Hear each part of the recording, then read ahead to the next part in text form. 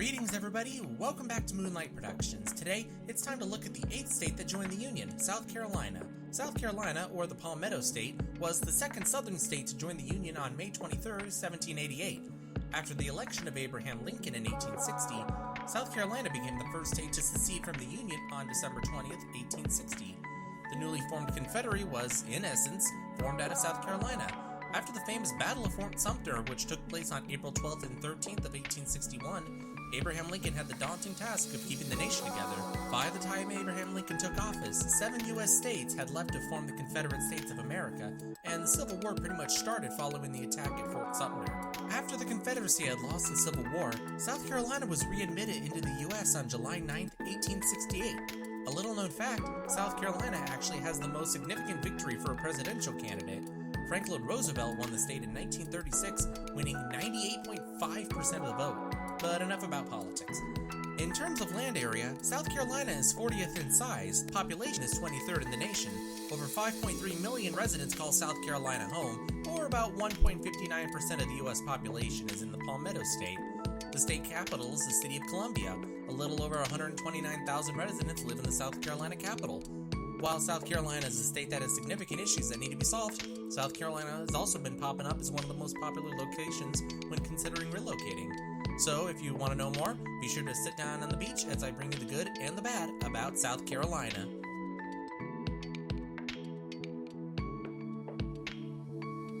Number 5, the construction season.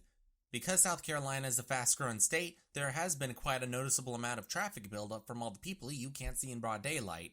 I drive by many construction sites here in Illinois. I don't ever see a soul in the area. Maybe it's just me. Also, the larger and larger buildings that have been added to the state have been quite noticeable. In fact, South Carolina had a 593% increase in the amount of building permits from 2015 to 2020. That's the 4th highest in the nation. This will make getting through a state in the car a living nightmare. It might be a decent investment if you can make things work without needing a car in South Carolina. Number 4, the hurricane season. As you are surrounded by North Carolina, Georgia, Florida, and other eastern and southern states, with all that shoreline and geography, as a result, you will inevitably be the victim of the hurricane seasons. With it being a giant, humid subtropical hotspot, hurricanes are known to build up in the area. An estimated 10% of the hurricanes in the U.S. have been in South Carolina. So make sure you have good home insurance if you want to live there. You're going to have to pay a decent amount of property damage that is present due to the South Carolina hurricanes. The third worst thing about South Carolina is the crime rate. While South Carolina isn't the worst in the nation, South Carolina has some scary backwoods in the rural areas of the state that's going to make Freddy Krueger feel terrified. The state has 7.8 homicides per 100,000 residents, 17.7 were murders per 100,000 residents, 488 violent attacks per 100,000 residents, and I'm sure there's going to be more discussed. That's quite shocking. Considering South Carolina spends a decent amount of money on education, the poverty rate in South Carolina is also not very respectful, which might play into the high numbers that the state has to tolerate. Number 2, the Swampy Environment. South Carolina is known for its pretty environments and beaches. However, South Carolina is also known for a very humid climate as well. These climates lead to swampy-looking settings and different types of animals, including alligators and bugs that just flourish in this humid environment. Therefore, it might be wise to invest in bug spray, or trying to figure out a different kind of game plan to get around all the infected areas of South Carolina with all those nasty little vermins. You're going to have to be also ready to put up with the miserable and muggy summers in South Carolina, but if you can put up with it, it's worth it. And number 1 worst thing about South Carolina is the mediocre healthcare. South Carolina ranks as one of the worst states in the nation regarding healthcare. Healthcare costs are about bottom half the country regarding affordability, and in terms of accessibility, South Carolina is 38th in the nation. Lastly, there are outcomes in the healthcare industry, and where does South Carolina land? 43rd. That number could be worse, but it's also not a good number. Those numbers together give the state of South Carolina a total score of 48 out of 100. Not a good number, South Carolina. Not a good number whatsoever.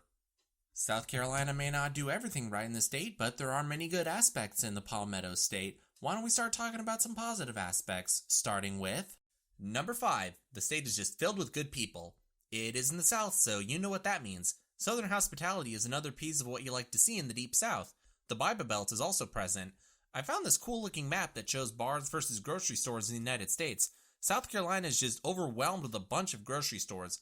That just adds to the whole southern hospitality aspect that you see in the South. South Carolina is also a well-liked location to visit, and you'll get a lot of warm smiles and happiness from the locals. Now, I'm sure you're going to have to deal with the occasional a-hole in South Carolina. That's ordinary no matter what state you live. Number 4, the great outdoors and the weather. Considering South Carolina is friendly when it comes to being a retiree, this is going to be no shock because this southern state is a very charming location. You have over 180 miles of coastline to be on and interact with others. Even in the inland areas of South Carolina, they're also home to many great locations for hiking and other various outdoor activities. From the aforementioned hiking to the various historical sites in the state, all the sunshine all year round and winter weather that is grand for those who are snowbirding will make the state a super popular when it comes to living on a fixed budget and you're retired. Number 3, diversity. African American history has been part of the South for many decades. As a result, you will see a higher level of diversity than most states. The African American population is an estimated 27% of the entire state's population. The U.S. 2020 Census Report provides that info. Other ethnicities in the form of the state is only around 10% of the South Carolina population. Only approximately 63% of the state's population is Caucasian. It is a really diverse, solid state, which can be considered quite attractive. Number 2, it's retirement friendly. Retirement is a vital consideration that many people would want to consider when it comes to moving to a state. Very beautiful with lush weather throughout the majority of the year. The cost of everything from housing to healthcare is all lower than the national average. A culmination of many of the best aspects. However, the state isn't perfect when it comes to the hurricane season, as well as the crime rate is higher than it should be in the state. And the best thing about South Carolina is the cost of living. With being in the South, there is going to be no shocker that South Carolina is a critical state that you'd want to consider when moving for a more affordable lifestyle. Everything in the state is lower than the national average.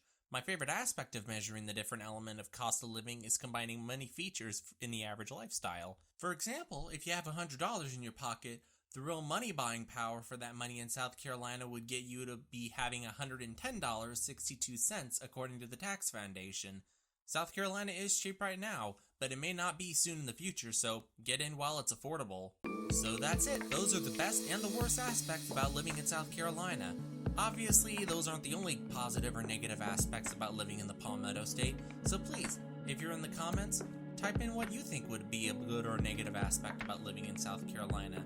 And while you're at it, please hit that like button and subscribe to Moonlight Productions if you haven't already. Follow me on Twitter and check out some of these videos if you haven't already.